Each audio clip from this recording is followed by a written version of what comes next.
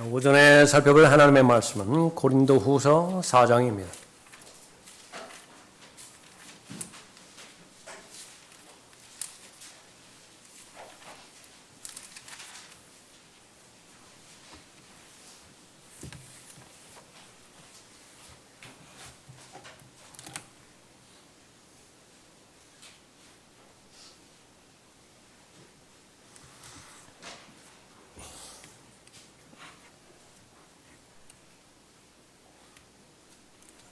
고린도후서 4장 16절부터 18절까지 받아듣겠습니다.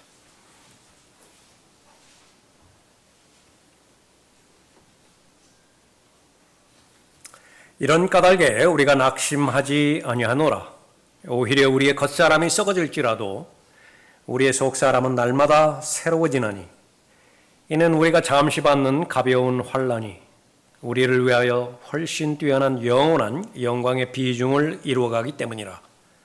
우리가 바라보는 것은 보이는 것들이 아니요 보이지 않는 것들이라. 이는 보이는 것들은 잠깐뿐이지만 보이지 않는 것들은 영원하기 때문이라. 기도하겠습니다.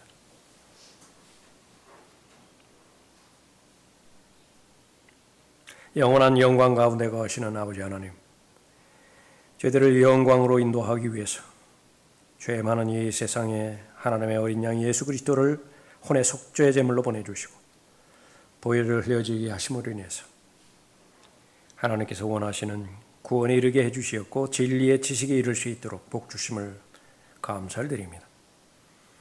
예수 그리스도의 보혈은 저희들의 죄 문제를 해결해 주실 뿐만 아니라 저희들을 세상으로부터 성별할 수 있는 힘을 주시고 또 하나님의 거룩하심에 하나님의 성품에 참여할 수 있는 능력을 저희들에게 허락해 주십니다. 그러한 기반 위에서 오늘 영과 진리로 다시 한번 또 한 번에 참된 경배를 드릴 수 있도록 복 주시었는데 감사를 드립니다. 한 사람 한 사람 주님 손에 닥칠 때에 모두가 다 성령으로 충만한 하나님의 자녀들로 삼아주시고 각 사람의 믿음을 늘려주시며 하나님에 대한 사랑이 더 뜨거워질 수 있도록 귀히 역사해 주시기를 간구드립니다.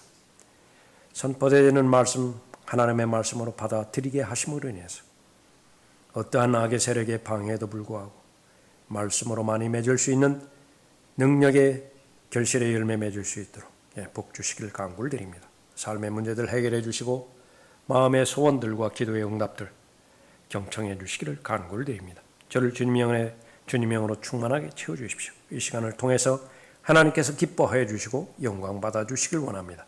주 예수 그리스도의 이름으로 기도드렸습니다. 아멘.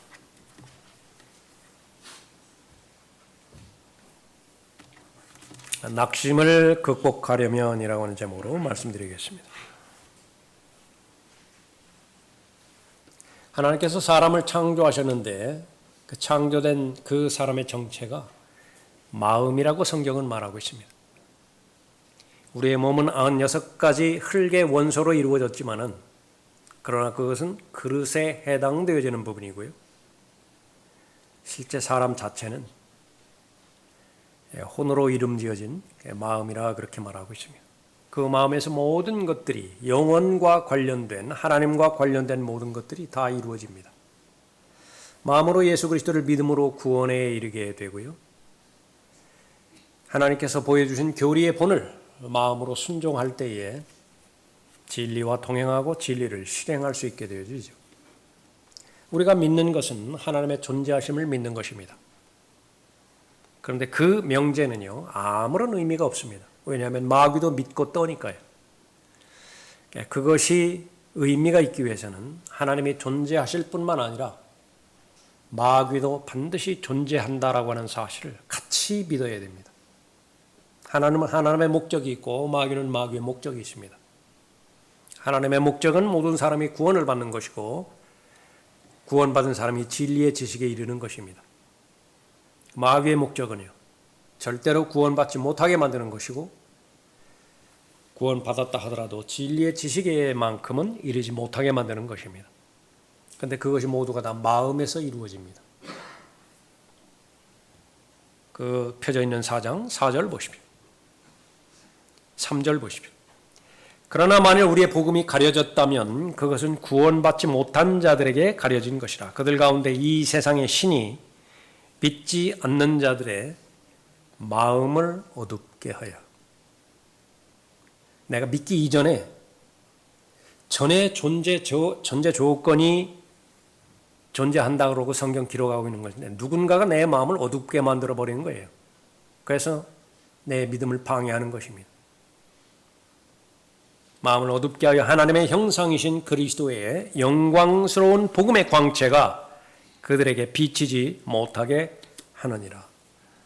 거의 대부분의 사람들은 이 사실을 인정하지도 깨닫지도 못하는 채 자신의 죽음을 맞이합니다. 자신의 혼이 몸에서 이탈된 그 다음에서야 이 고린도후서 4장 4절 말씀이 진리였구나라고 하는 사실을 알게 되는 것이죠. 은혜는 무엇입니까? 하나님의 말씀을 깨닫게 해주시는 것이죠. 그 하나님의 말씀을 깨닫다라고 한 증거는 하나님의 말씀에 순종하는 것을 말하는 것입니다. 깨달았는데 순종하지 않는다. 마귀의 고도의 전략이기도 합니다. 듣기만 하라, 믿기만 하라. 다만 영접하지는 말라. 그보다 더 무서운 마귀의 계략이 어디 있어요? 인정하고 동의하기만 하라. 그러나 실행하지는 말라. 6절에 보면 이는 어두움 속에서 빛이 빛이라고 명령하신 하나님께서 예수 그리스도의 얼굴에 있는 하나님의 영광을 아는 빛을 주시기 위하여 우리 마음에 비추셨기 때문이라. 마음입니다. 마귀가 노리는 것도 여러분의 마음이고 하나님께서 초점을 맞추시는 것도 여러분의 마음입니다. 결론은 무엇입니까? 여러분의 결정입니다. 여러분의 마음을 마귀에게 계속해서 방치하고 내어줄 것이냐? 아니면 하나님께서 원하시는 말씀을 존중하고 여러분의 마음을 하나님께 내어드릴 것이냐? 구원의 여부가 결정이 되어지는 것입니다. 오늘 본문 말씀은 낙심과 관련되어서 주신 말씀입니다. 역시 똑같이 마음에 관련된 진리예요. 낙심한다라고 하는 것은 마음을 잃어버린다라고 하는 말이죠. 마음을 포기하는 것을 말하는 것입니다. 나중에 보았더니 마음을 놓게 만들고 마음을 포기하게 만드는 외부 세력이 있습니다. 그것을 감지하지 못할 뿐이에요. 파괴를 목적으로 삼는 마귀가 사람의 마음을 낙심시켜버리는 것입니다. 하나님께서는 그 어떤 물질보다도 어떤 세력과 영향력보다도 이 혼의 중요성을 말씀하고 있는 것입니다. 사람의 목적은 얻는 것이죠. 열심히 살아가는 것은 얻기 위함입니다. 건강을 얻기 위해서 열심히 운동하는 것이고요. 열심히 좋은 음식을 섭취하는 것입니다. 세상으로부터 영향력을 얻기 위해서 열심히 공부하는 것이고요. 싫어하는 사람에 대해서도 내색하지 않는 거예요. 영향력을 얻어야 되니까요. 거의 대부분의 것들은 돈과 연관이 되어집니다. 돈을 얻기 위해서 최선을 다하는 것이죠. 혼에 남은 열정 한 방울마저도 다 쏟아붓는 것은 얻기 위함인 것입니다. 그래서 그 목적을 성취했다라고 가정해보자. 예수님께서 그렇게 말씀하십니다. 그러나 가장 중요한 삶의 본질인 그 마음을 잃어버린다라고 한다면 그것이 무슨 유익이 있겠느냐. 그것이 최고의 계획이라고 아직까지도 평가할 수 있겠느냐. 사람이 온 세상을 얻고도 자신의 혼을 잃는다면 무슨 유익이 있겠느냐. 그래서 구원만큼 중요한 인생의 본질이 없는 것이죠. 다른 것들은 다 얻었는데 자신의 혼을 지옥에 잃어버린다라고 한다면 그것이 무슨 유익한 인생이에요. 새벽잠 덜 자고 계속해서 처리하고 해서 병행해서 그 귀한 친구 관계 다 배신해버리고 목적을 성취했다 치자고요. 그럼에도 불구하고 자신의 혼을 지옥에서 잃어버리는 생애였다라고 한다면 그것이 무슨 이익이 된 인생이었겠느냐. 그것이 그렇게 지혜로운 인생이었다고, 현명한 인생이었다고, 가치 있는 인생이었다라고 그렇게 말할 수 있겠느냐. 한 사람도 예 없어요. 그렇게 말하는 사람은. 오늘 본문 말씀은 구원받은 사람들이 마음을 잃어버린 채. 왜 마음을 잃어버리죠? 다른 것에 관심을 갖고 다른 것과 대체했기 때문에 그래요. 마음을 잃어버렸다고요. 좌절해버렸다고요. 다른 부분에 있어서는 열정을 가지고 집중해서 살아가는지 모르지만 오늘 본문 말씀에 있는 것처럼 정말로 하나님 보시기에 무게가 나가는 것들, 정말로 하나님 보시기에 영원히 지속되어지는 것들, 그것들에 대해서는 정신 놓아버리고요. 완전히 포기해버렸어요. 그리고 잠깐 눈앞에 있다가 사라져버리는 것들, 감각적이고 감성적인 것들, 그냥 하나님은 영으로 계시니까 눈에 보이지는 않지만 내가 눈으로 목격할 수 있는 사람들로부터 내가 평가받을 수 있는 인정, 그것은 내가 구할 수 있기 때문에 그런 것을 목적으로 해서 자신의 진정한 마음의 관심, 열정, 그것을 놓아버린다고 한다면, 잃어버린다라고 한다면, 포기한다라고 한다면 그것은 그야말로 무익한 인생이라 그렇게 말하고 있습니다. 그런데 이것은 특정한 사람에게만 주는 말씀이 아니에요. 육신을 가지고 있는 사람이라고 한다면요, 매일매일 자신이 동의하고 또 느끼는 심정은요, 포기하고 싶다고, 그만두고 싶다고. 어떻게 보면 지금까지 여기까지 온 것만 한다 하더라도 대단한 것 같다고요. 하나님께서 나에 대해서 선대해 주신 것 같다고요. 지금까지 왔잖아요. 근데 더 이상 버티기가 힘든 그런 그 상황을 여러분만 느끼는 것이 아니라 성경을 기록한 바울도 느꼈어요. 그래서 그 바울의 고백 가운데 하나가 나는 매일 죽노라. 매일 죽어요, 매일. 그냥 겨우 하루 단위로 그렇게 살아가는 것입니다. 그런데 그 똑같은 바울의 고백입니다. 바울을 통해서 하나님께서 주시는 낙심을 극복할 수 있는 하나님의 방법을 제시하고 있는 것이죠. 하나님의 자녀라고 한다면 모두가 다 낙심을 극복할 수 있습니다. 그런 힘을 하나님께서 주십니다. 또 당위성으로서 반드시 극복해야 됩니다. 왜 그러냐 그러면 겨우 지옥의 형벌로부터나 구원받게 할 목적으로 구원해 주신 것이 아니에요. 구원의 목적은 영원한 영광과 관련이 있습니다. 하나님의 거룩하신 성품과 관련되어 있고, 그것은 첫사람의 창조의 목적과 관련이 있을 뿐만 아니라 예수 그리스도를 마지막 아담으로 보내주신 그 하나님의 목적과 관련이 있어요. 그것은 오늘 본문 말씀에 있는 것처럼 영원한 영광입니다. 그래서 여러분은 나는 영원한 영광에 들어가고 싶다 해서 들어가고, 그러고 싶지 않다 해서 들어가지 않는 것이 아니라 여러분이 하나님의 자녀라고 한다면 반드시 영원한 영광을 경험하고 들어가야 되는 것입니다. 낙심을 극복하려면 마땅히 바라봐야 될 것을 바라봐야 됩니다. 마땅히 바라봐야 될 것을 바라봐야 됩니다. 길게 바라봐야 되고요. 전체를 바라봐야 됩니다. 길게 생각해야 되고 크게 생각해야 됩니다. 아무리 지금 3층 구조물의 그 현실이 급하다고 해서 설계도와 분리돼서 그 일에만 집중만 안 돼요. 어떤 공사를 한다 하더라도 설계소는 설계도를 인식하면서 공사가 진행이 돼야 됩니다. 낙심을 극복하기 위해서는 바로 전체를 바라봐야 되죠. 첫 번째 기억해야 될 것은 내 안에 두 사람이 있음을 기억해야 됩니다. 나는 나 혼자가 아니에요. 여러분이 생각하는 나 혼자는 하나님께서 그렇게 경고의 대상인 육신입니다. 옛사람이에요. 겉사람이에요.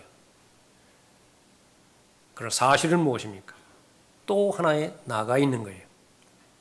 이론적으로는 얼마나 많이 반복해서 공부했는지 모르지만 지난 한 주간을 되돌이켜 봤을 때 얼마나 생생한 인식 가운데서 나는 두 사람이다. 그러한 인식 가운데서 살아왔는가? 여러분 자신을 되돌이켜보면 여러분의 실체를 여러분 스스로가 평가할 수 있는 것입니다. 믿음의 사람인가? 아니면 구원은 받았다 하더라도 여전히 나는 옛사람의 옛 생활의 습성 가운데서 살아가고 있는 것인가? 16절 보십시오. 이런 까닭에 우리가 낙심하지 아니하노라. 오히려 우리의 겉사람이 썩어질지라도 우리의 속사람은 날마다 새로워지나니. 낙심하지 않는 이유는 두 사람의 존재가 현실이기 때문이라 그렇게 말하고 있습니다. 겉사람은 점점 약해지고 약해질 뿐만 아니라 심하게 악해집니다. 겉사람이라는 것은 두 가지 속성을 말하고 있는데 육체를 말하고요. 육체는 점점 약해지죠. 심장의 기능은 점점 떨어집니다. 췌장의 기능도 점점 약해지고요. 그것뿐 아니라 여러분의 뇌 기능도 점점 떨어진다고요. 여러분은 하루하루마다 죽음을 향해서 계속 나아가고 있고요. 여러분은 하루하루를 통해서 계속 알츠하이머를 통해서 치매를 향해서 계속해서 나아가고 있는 것이라고요. 언젠가는 치매 종점에 다다를 거예요. 예외라고 생각하지 마세요. 다만 그것이 느려지느냐 빨라지느냐 그것만입니다. 겉사람의 특징이에요. 그런데 거기에서 국한되는 것이 아니라 여러분의 생각을 이루고 있는 옛사람, 그건 점점 더 악해집니다. 하나님에 대한 의심은 점점 더 드러날 것이고요. 또 하나님께 순종한다라고 하는 것은 그것은 내가 아주 철없던 시절에 어쩌다가 교회 처음 나와가지고 순수하게 하나님의 말씀 경청했던 때나 그때나 고지들었던 것이지 지금 세월이 많이 지난 다음에 하나님 앞에 온전한 헌신 또 하나님과의 온전한 통행 그것은 그냥 철없는 애들이나 그냥 하는 생각이라고 그렇게 생각이 될 것이라고요. 그것이 현실이에요. 악하다고요. 그것을 이루는 것이 바로 겉사람입니다. 그 겉사람의 성향대로 살아간다라고 한다면 하나님의 거룩하신 성품, 하나님의 거룩하신 뜻, 하나님의 거룩하신 나에 대한 거룩하신 계획 그것은 불가능하다고 생각한다고. 그래서 포기하는 거예요. 지금까지 얼마나 많이 시도를 많이 해봤었습니까? 그러나 그 결과를 살펴봤을 때 모두가 다시 원점으로 돌아갔던 부분을 볼 수 있습니다. 하나님의 말씀에 하나님의 은혜의 능력에 의존하지 않는 한 겉사람의 그 결과는 똑같은 것입니다. 게다가 나이 들지요. 질병 찾아오죠. 사람들은 나를 실망하죠. 계속해서 연력학 제2 법칙에 의해 가지고서 점점 더 안 좋은 쪽으로 흘러가는 것입니다. 파괴와 멸망의 쪽으로 계속해서 흘러가는 것입니다. 그 원인은 어디 있습니까? 제일 첫 번째 원인은 여러분 안에 타락한 아담의 본성이 있기 때문에 그런 것입니다. 첫사람의 범죄 이후로 자신으로부터 태어나는 모든 사람은 죄와 사망에 또 노예의 시장에 다 팔아버렸어요. 별것 아닌 가치 그거 하나 때문에 그 호기심 때문에 하나님에 대한 의심이 동기가 돼서 다 팔아버렸다고요. 피해자가 아닌 사람이 어디 있어요? 나는 잘 살아보려고 했는데 아버지로부터 고혈압 유전자를 받았다고요. 어머니로부터 당뇨 유전자를 받았다고요. 아무리 애써도 애써본들 어떻게 돼요? 출발부터가 잘못된 것인데. 그러나 거기에는 관리하면 관리하는 대로 또 보존의 능력이 유지가 되어지기도 하죠. 그러나 아담이 나한테 내려준 그 유전자는 가망성이 없어요. 그 안에는요. 생명으로 태어났는데 그 생명 안에는 죽음과 함께 이 지상에 나오게 되어 있다고요. 그렇게 설계되어 있다고요. 하루하루 살아가는 것은 하루하루 죽음과 가까워지는 것을 의미하는 것입니다. 하루하루 살아가는 것은 하나님과 점점 더 멀어지는 것을 내포하고 있다고요. 첫 번째는 하나님에 대해서 의심했죠. 하나님의 말씀에 대해서. 지금은 어떻습니까? 이 마지막 날들은요. 하나님을 모독하고 하나님을 반역하고요. 하나님에 대해서 그러한 소리는요. 그러한 그 험한 말은 상상조차 하지 못했다고요. 몇십 년 전만 한다 하더라도. 오늘날 그러한 시대를 살아가는 것은 바로 타락한 본성 때문에 그런 것입니다. 타락한 본성의 문제를 해결하지 못하는 한 오늘 본문 말씀에 있는 것처럼 썩어짐의 문제를 해결하지 못해요. 이 몸에서 한 곳이 한번 괴사돼 가지고요. 한번 계속 썩어간다고 한번 생각해 보세요. 그 악취가 얼마나 됐어요. 계속 스스로 움직이지 못하는 사람, 시간마다 계속 옮겨주는 것, 썩지 않게 하려고 하는 거 아니겠어요? 그럼 어차피 그것은 썩게 돼 있는데요. 그것보다 더 심한 것은 마음이 부패한 것입니다. 그러니까 한 번은 죽게 돼 있다고요. 죽게 되지는 과정 가운데는 다 썩어지는 과정이에요. 다 더럽다고요. 다 증오스럽고 가증스럽다고요. 어린아이 때 갑자기 죽을 수도 있고요. 교통사고로 갑자기 죽을 수도 있습니다. 암에 걸려서 서서히 죽어갈 수도 있어요. 그러나 모두가 다 죽는 것입니다. 그래서 이 고린도후서 4장 7절에 보면 그러한 상태를 질그릇이라 그렇게 말하고 있습니다.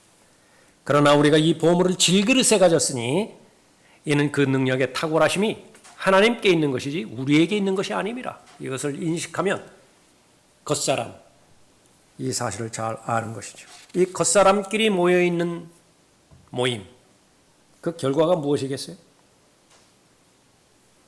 그것은 바로 실망과 좌절, 더 큰 낙심을 예상하는 것입니다. 세상은 예수 그리스도를 까닭없이 미워합니다. 증오합니다. 타락한 사람들의 본성이기 때문에 그렇습니다. 거기서 그치지 않고 그 예수 그리스도의 생각을 소유한 사람들 똑같이 취급합니다. 얼마나 힘들겠어요? 그러지 않아도 먹고 사는 문제로 인해서 힘들게 땀 흘려서 살아가야 되는 것인데 그리스도인의 입장에서는요, 이중고를 겪고 있는 것입니다. 많은 경우 그런 육체적인 어려움보다는 영적인 박해, 환난, 그것이 더 크게, 더 큰 짐으로 다가오게 되어지는 것이죠. 그러나 본문 말씀은 분명하게 말씀하십니다. 낙심은 극복될 수 있는 대상이에요. 하나님의 관점에서 바라보면 되는 것입니다. 하나님의 관점은 뭐예요? 내가 둘이라는 사실입니다. 나는 겉사람도 나이고 새사람, 속사람도 나인 것이에요. 구원받기 전까지는 겉사람이 주체가 되어서 살아온 인생입니다. 그러나 구원받은 이후에는 여러분의 겉사람, 옛사람은 하나님께서는 관심도 두지 않습니다. 여러분의 속사람이 어떤 생각을 하였는가? 생각하기만 하면 하나님께서는 무슨 생각을 하든지 기뻐하세요. 여러분의 속사람이 움직이기만 하면 그 행동이 무엇이었든지 간에 하나님께서는 만족해 하십니다. 다만 생각하지 않으니까 문제예요. 움직이지 않으니까 문제는 것입니다. 왜 생각하고 왜 움직이지 않죠? 옛사람에게 다 몰아주었어요. 옛사람으로 무한대로 생각하게 만들고 활동하는 모든 것들은 다 옛사람이 동기가 되어서 겉사람이 동기가 되어서 활동하게 만들어버리는 것입니다. 속사람은 존재하지만 숨조차 쉬지 못하도록 고갈되어 있다고요. 갇혀 있다고요. 그러나 그 가운데 머물러 있을 필요가 없습니다. 굳이 패배자로서의 삶을 마감할 필요가 없어요. 굳이 실패자로서의 삶으로 자신의 한 번뿐이 없는 생애를 방치할 필요가 없는 것입니다. 믿음을 잘 시작했다가 떠나는 많은 사람들이 있습니까? 굳이 그 대열에 스스로 들어갈 필요가 없어요. 하나님께서 바라보시는 관점으로 바라보기만 하면 되는 것입니다. 하나님은 약속하십니다. 예수 그리스도 안에 있는 새로운 피조물, 속사람은 날로 새로워진다 말씀하고 있습니다. 성령 하나님께서 내주하고 계시고 성령 하나님의 사람이기 때문에 그런 것입니다. 왜 그렇게 말씀의 사람이 되자고, 기도의 사람이 되자고 그렇게 우리는 만날 때마다 확인하고 또 반복하는 것입니까? 비결이기 때문에 그래요. 오늘 여러분은 하나님 앞에 영과 진리로 경배드리고 있습니다. 하나님의 말씀이 선포되어지죠. 하나님께서 절대음이 무엇인지를 제시하는 거예요. 그러니까 여러분 안에 있는 속사람, 여러분 안에 있는 성령 하나님께서요, 그 편차가 얼마나 되는지를 정확하게 제시하십니다. 그러면 여러분의 마음의 결정으로 그 조율을 여러분이 하는 거예요. 그 절대음에 여러분의 편차를 맞추는 것입니다. 여러분의 헌신이고요, 여러분의 기도입니다. 말씀, 계시에 대한 여러분의 올바른 반응입니다. 그건 옛사람이 하는 것도 아닙니다. 겉사람이 할 수 없는 것이에요. 여러분의 속사람만 하는 것입니다. 그렇게 반복하여 할 때마다 여러분이 인식하지 못한다 하더라도 하나님은 분명히 알고 계십니다. 확신하십니다. 새로워져요. 성장합니다. 성숙을 향해서, 온전함을 향해서 계속해서 나아가고 있는 것입니다. 가장 무서운 일은 무엇입니까? 돈을 잃어버리는 것, 명예를 잃어버리는 것, 자식을 잃어버리는 것. 분명히 중요한 것 잃어버리는 것이지만요, 마음을 잃어버리는 것과 비교할 수 없습니다. 마음을 잃어버리는 사람의 특징 무엇입니까? 거룩한 것에 대해서 마음을 잃어버리고요, 영원한 것에 대해서 마음을 잃어버리고, 또 하나님을 기쁘시게 하는 것들에 대해서 마음을 잃어버리는 사람은요, 육신의 결과만을 초래하게 됩니다. 그 육신의 결과 가운데 하나가 무서운 것이 종교의식이에요. 형식적인 종교, 그 가운데 만족해버리고요, 분명히 살아계시고 영으로 계신 하나님이지만 죽은 하나님으로 끌어내리는 것입니다. 내가 만든 하나님이에요. 그래서 내가 스스로 내가 엮어놓은 종교에 내 스스로를 만족해 하는 것입니다. 이보다 더 무서운 일이 어디 있어요? 마귀가 그야말로 원하는 마귀의 계략입니다. 믿지 않는 자들의 마음을 어둡게 하여 그리스도의 영광스러운 복음의 광채가 비치지 못하게 하느니, 구원받지 못한 사람은 물론이고 구원받았다 하더라도, 하나님의 생명을 소유했다 하더라도 계속해서 하늘을 바라보지 못하고 영혼을 바라보지 못하게 만들고 더 무거운 것에, 비중이 나가는 것에 관심을 끊어버리는 것, 그건 다 잃어버린 거예요. 거의 다 잃어버렸다. 그러나 그럴 필요가 없는 것입니다. 그대로 놔두면, 방치하면 그쪽으로 끌려갈 수밖에 없거든요. 그것이 경향이에요. 우리가 가지고 있는 경향이라. 근데 그 경향을 극복해서 하나님께서 원하는 방향으로 올라가기를 바라는 것이죠. 그래서 말씀이 기록되고 있습니다. 가능하다고요. 어떻게 하면요? 마땅히 바라봐야 될 것을 바라보면 가능한 것입니다. 길게 바라보라고 말씀하셨어요. 길게 바라보면 됩니다. 근시냐 원시냐 그것과 상관없어요. 영적인 안목만 소유하고 있다고 한다면 가능한 것입니다. 크게 바라보면 됩니다. 전체를 바라보면 돼요. 그러면 낙심은 극복할 수 있는 것입니다. 그 두 번째는 환난은 영광을 위한 투자임을 기억하는 것입니다. 환난은 영광을 위한 투자예요. 17절 보십시오. 이는 우리가 잠시 받는 가벼운 환난이 우리를 위하여 훨씬 뛰어난 영원한 영광의 비중을 이루어가기 때문이라. 여기서 말하는 환난, 이것은 자신의 부주의로 말미암는, 자업자득으로 말미암는 고생을 말하는 것이 결코 아니에요. 성경에서 말하는 환난은 예수 그리스도의 이름 때문에, 예수 그리스도의 영광을 위해서, 예수 그리스도께서 명령한 그 명령을 수행하기 위해서 행하는 과정 가운데서 닥치는 어려움입니다. 다시 말하면 십자가예요.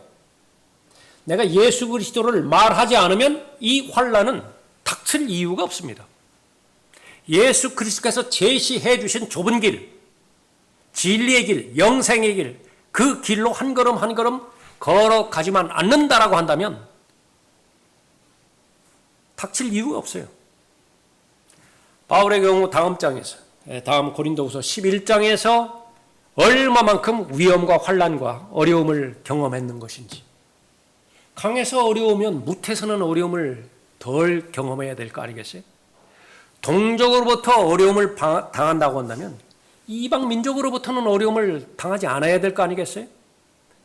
어디를 간다 하더라도 이 환난에서 헤어나오지를 못합니다. 그러나 바울뿐이겠습니까? 경건하게 살고자 하는 열정을 하나님 앞에 드린 사람이라고 한다면, 경건하게 살 의향이 없다 그러면 괜찮아요. 그냥 마음대로 살아도 돼요. 편하다고요. 그냥 사람들이 생각하는 것처럼 정치적인 문제, 경제적인 문제, 그것만 해결하면 되는 것입니다. 다시 말하면 먹고 사는 문제만 해결된다라고 한다면 그럭저럭 살 만한 세상 아니에요. 요즘 AI까지 나와가지고 여러분 돕지 못하는 영역이 어디 있어요? 자동차는 자동차대로 과거에 상상이나 했던 그런 그 기술이겠습니까? 이만하면 살만한 세상 아니에요? 하나님의 관점은 그거라고요. 그러나 그것이 정말 여러분의 정직한 마음이라고 한다면요, 가장 소중한 여러분의 마음을 잃어버린 거예요. 잃어버렸다라고. 그러나 경건하게 살고자 한다라고 한다면 환난과 박해, 어려움은 반드시 여러분을 찾아오게 될 텐데 구독이 무서워서 장 못 담글 수 없다고요. 그것이 두렵기 때문에, 세상의 영이 주는 두려움 때문에 성령 하나님께서 주시는 생각, 그것을 포기할 수는 없다고요. 왜 그렇죠? 우리는 이미 알고 있습니다. 무엇이 잠정적인 것이고 무엇이 영원한 것인지 그것을 아는 것이에요. 70년, 80년의 생에 오직 이 생뿐이라고 한다면 그것은 바로 하나님의 말씀에 능력을 받을 수 없지만은 우리 가운데 그렇게 생각하는 사람은 아무도 없어요. 왜 그렇죠? 죽음은 누구에게나 닥치는 현실이에요. 유물론자들이 말하는 것처럼, 진화론자들이 말하는 것처럼 죽음으로 다 정말 끝나는 거예요? 죽음으로 정말로 모든 것이 종결되는 것이에요? 그렇다고 한다면 인류의 역사가 시작된 이래로 왜 그렇게 샤머니즘, 토테미즘 시작해서 종교를 사람들은 만들어내는 것입니까? 왜 종교를 만들어내는 거예요? 죽음으로 다 끝나버린다라고 한다면? 거짓말하는 거죠. 속이는 거예요. 거짓말입니다. 그 죽음으로 끝나지 않아요. 사람은 육체 덩어리를 말하는 것이 아니라 성경에서 굳이 가르쳐주지 않는다 하더라도 본인이 알아요. 자신의 혼이 있다라고 하는 사실을. 내 마음의 생각이 곧 나라고 하는 사실을 아는 것입니다. 하나님께서 분명하게 말씀하십니다. 예수 그리스도를 위해서, 진리를 위해서 살아가다가 만나게 되는 모든 환난, 그것은 바로 영광을 위한 투자라고 말씀하고 있는 것입니다. 17절 다시 보십시오. 이는 우리가 잠시 받는 가벼운 환난이 우리를 위하여 훨씬 뛰어난 영원한 영광의 비중을 이루어가기 때문이라. 오늘 초청 시간에 제일 먼저 이 말씀에 의해서 여러분은 아멘으로 화답하고 여러분의 그 다음 기도의 제목을 말씀드려야 될 것입니다. 그렇습니다. 오늘 제게 주신 하나님의 말씀 가운데서 잠정적인 것과 영원한 것이 있습니다. 주님을 위해서 받는 어려움, 역경, 환난, 이것은 잠정적인 것입니다. 그러나 그것은 영원으로 들어가기 위한 입구일 뿐입니다. 관문입니다. 하나님을 크게 영화롭게 해드리는 그런 부분입니다. 욥이 1장, 2장에서 환난을 당했을 때요, 어려움을 당했을 때, 바로 다음 장에서 하나님께서 계시해 주셨다라고 한다면 욥은 어땠을까요? 성공적으로 잘 극복했을까요? 그랬을 것입니다. 그러나 42장에서 말하는 영광은 없어요.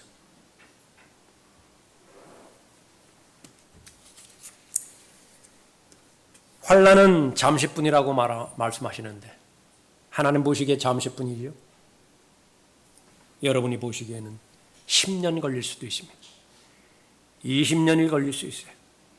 그러나 틀림없이 바울이 고백하는 것은, 바울이 천상에 올라갔을 때 죽을 때까지 그 질병으로부터 자유롭지 못했지만은요, 그 질병은 사역을 방해하는 막중한 방해물이었기 때문에 간절한 마음으로 3번씩이나 그 병을 고쳐달라고 하나님 앞에 간구했지만은 하나님께서 no라고 하는 응답을 주셨죠. 그런데 그 사건마저도, 그 생애의 그 과정마저도 하나님의 말씀에 의하면 잠깐뿐이래요. 누가 동의하겠어요?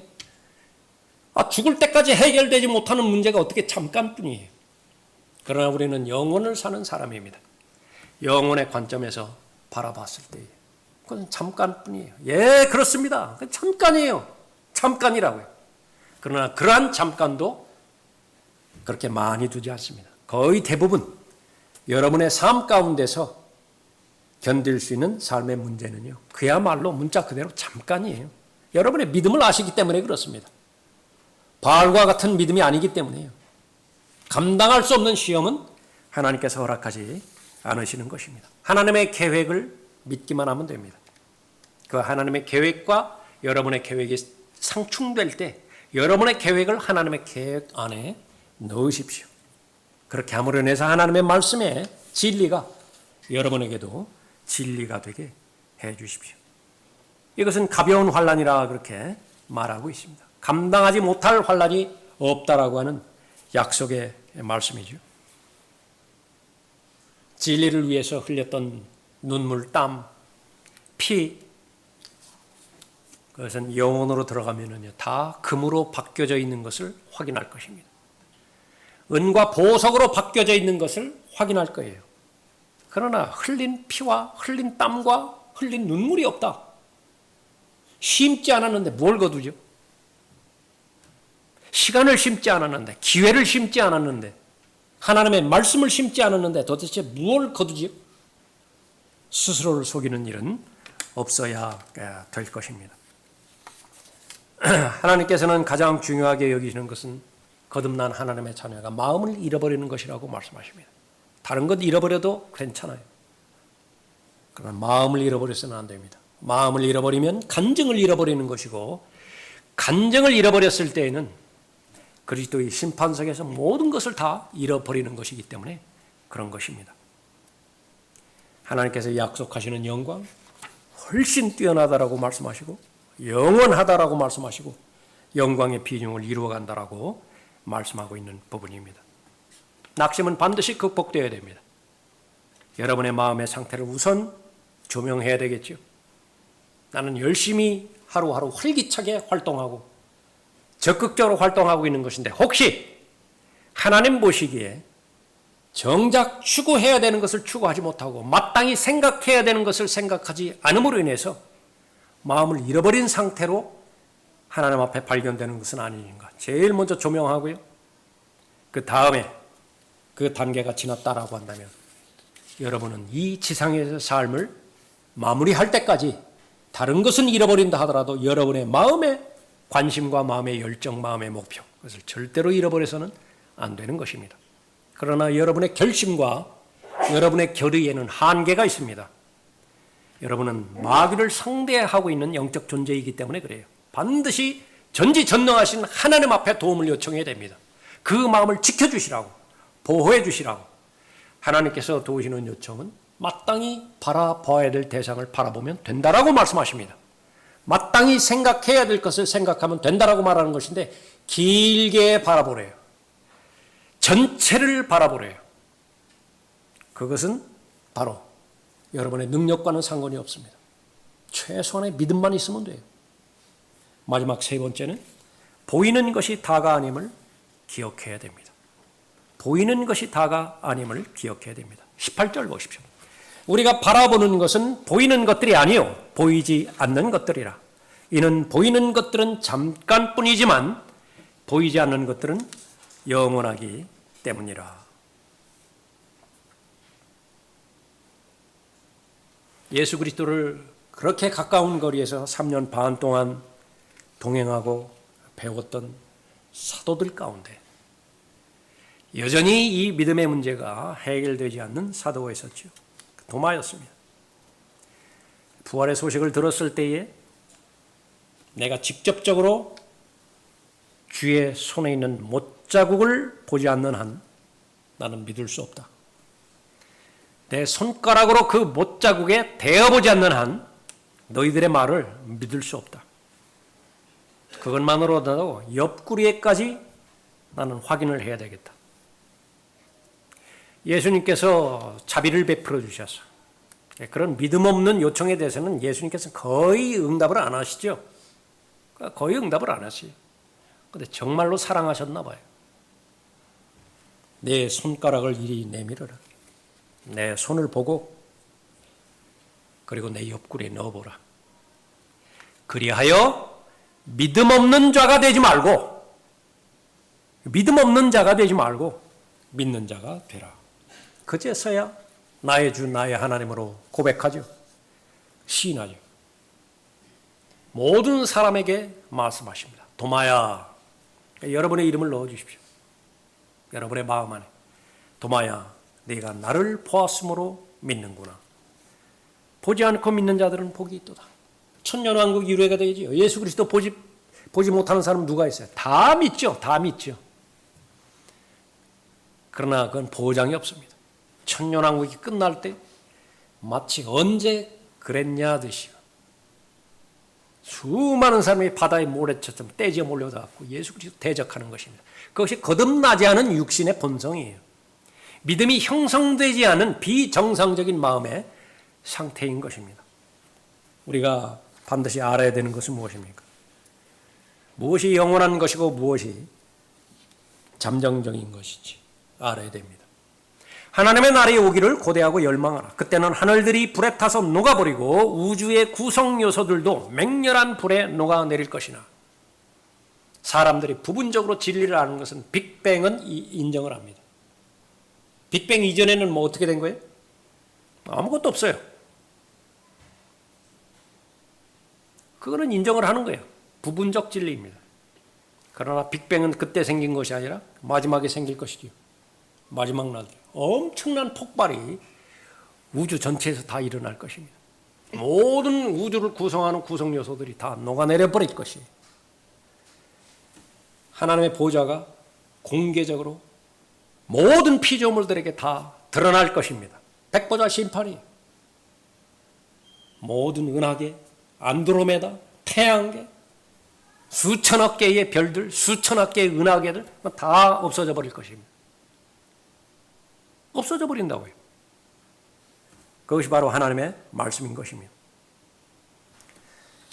왜 사람들이 그렇게 고난과 어려움 가운데 계속해서 시달리고 있습니까? 보이는 것들에 집착했기 때문에 그래요. 세상이 주는 어려움, 세상이 주는 고난, 이것이 영원할 것이라고 생각하는 것으로부터 시작돼서요. 사람들로부터 이 평가에 목매달아 있습니다. 사람이 타락하는 순간에 자기가 신이 되어버렸어요. 분명히 하나님께서만이 유일하게 신이 되시는데, 하나님이 되시는데 타락의 순간 자기 자신이 모두가 다 하나님이 되어버린 거예요. 신이 되어버린 거예요. 경배의 대상이죠. 경배 받아야 된다고요. 인정과 평가를 받아야 된다고요. 자신의 실력을 입증해야 된다고요. 그런데 정직한 평가와 인정, 실력, 그것만으로는 만족 못합니다. 과대평가, 이것을 계획하고 있다고요. 거기 거짓이 포함되어 있고요. 거기 기만이 포함되어 있는 것인데 마귀의 속성하고 똑같아요. 내가 5을 가지고 있는데 사람들이 나를 5으로 가지고 있다 그러면 나는 만족 못해요. 50을 가지고 있다라고 평가를 해줘야 내가 의미가 있는 것입니다. 헛것이지요. 계속 헛것을 쌓다가 그 아까운 시간과 기회 다 날려버리는 것입니다. 결과는 무엇이죠? 정말로 만족합니까? 사람들이 모여있을 때는 만족할지 모르지만은요, 이제는 다 헤어지고 자기 혼자 있을 때 그렇게 외로울 수가 없어요. 그렇게 공허할 수가 없습니다. 자신의 전체에 대해서, 자신의 정체에 대해서 정확하게 잘 알고 있기 때문에 그런 것이죠. 자업자득이에요. 그런 부분에 있어서. 자신의 감정을 스스로 자신의 감정에 노출시키고 스트레스 하지만은요, 얼마나 많은 부분이 스스로 스트레스를 초래했는지 그 한번 시간 있으면은요, 그 관점에서 자신의 삶을 돌이켜보는 것도 현명하고 지혜로운 삶일 것입니다. 보이는 것에 주목한 그런 결과인 것입니다. 소돔과 고모라가 보이는 곳을 향해서 장막을 쳐버렸을 때에 롯의 비참한 생애는 하나님의 말씀에 기록하고 있습니다. 많은 것들 소유했죠. 많은 것들 누렸죠. 판사까지 됐잖아요. 그럴 만하면 마음 편해야 될 거 아니겠어요? 그러나 그 롯의 마음에 대한 평가는요, 혼의 고통이래요. 그걸 계속 봐야 되니까 혼의 고통이에요. 그 일어나는 현상에 대해서 다 마음으로까지 동의하고 전적으로 확신하고 거기에 자신의 인생을 걸어갈 때 그때에 참된 만족이 있을 것인데 계속 두 마음이에요. 이건 아닌데, 이것은 아닌데. 모든 그리스도는 멀리 바라볼 수 있는 시력이 있어야 됩니다. 전체를 바라볼 수 있는 영적인 안목이 있어야 되어지는 것입니다. 그 특권은 바로 다음 장에서 언급하고 있는 그리스도의 심판석을 가장 잘 준비하게 만드는 것이라 말하고 있습니다. 5장 10절에 보십시오. 이는 우리 모두가 반드시 그리스도의 심판석 앞에 나아가서 선이든지 악이든지 각자 자기가 행한 것에 따라 자기 몸으로 행한 것들을 받을 것이기 때문이라. 절대로 지피나 나무나 그루터기로 행한 것들을 받아서는 안 되는 것입니다. 금과 은과 보석으로 발견되어서 하나님의 심판을 통과한 다음에도 고린도전서 15장 10절에서 바울이 고백한 것처럼 자신의 모든 수고가 절대로 헛되지 않았다라고 하는 고백을 하나님 앞에 드려야 되겠죠.